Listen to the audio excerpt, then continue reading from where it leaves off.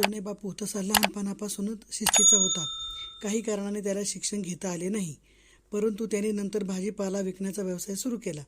त्याला 2 मुले होती, रमा आणि उमा.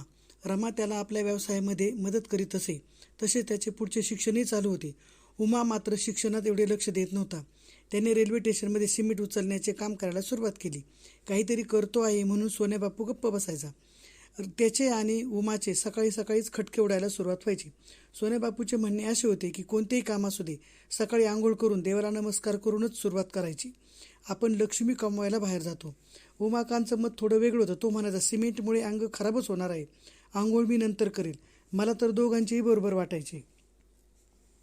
परिस्थिती झगडण्याचे काम त्यांचे चालू होते.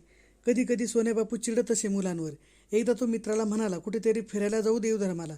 कितीही कष्ट केले तरी आपले चिमूटभर राखच करणार आहेत. किती कष्ट करायचे. सर्वसाधारणपणे घरामध्ये असे वादविवाद चालू असतात, पण जगणेही त्यांचे चालू असते.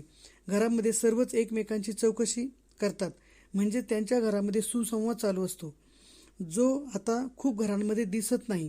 प्रत्येकाच्या खोल्या वेगळ्या असतात. दिवसेंदिवस ही माणसे एकमेकांशी एक शब्दही बोलत नाहीत. त्यातच त्यांना सुशिक्षितपणा वाटतो. चांगले वातावरण तर सर्वसामान्यांच्याच घरात असते. कुठे बाहेर जाताना ही लोक सांगून जातात, एकमेकांची वाट बघतात, जेवणासाठी हसून खेळून राहतात. त्यामुळे त्यांच्या आजाराचे प्रमाण कमी आहे. सगळे सणवार साजरे करतात, त्यातही ते आनंद मिळवतात. भेटलेल्या माणसांना प्रेमाने बोलतात, त्यांच्या सुखदुःखांची चौकशी करतात, वेळेला मदत करतात. हे करताना पैसा लागतच नाही. खरा जगण्याचा आनंद घेतात पैशाशिवाय. ज्या येत्या समाधान ठेवले तर आनंद मिळतोच. आनंद कशात मानायचा हे आपल्यावर अवलंबून असते, पण आनंद पैशाने विकत घेता येत नाही, हेच खरे.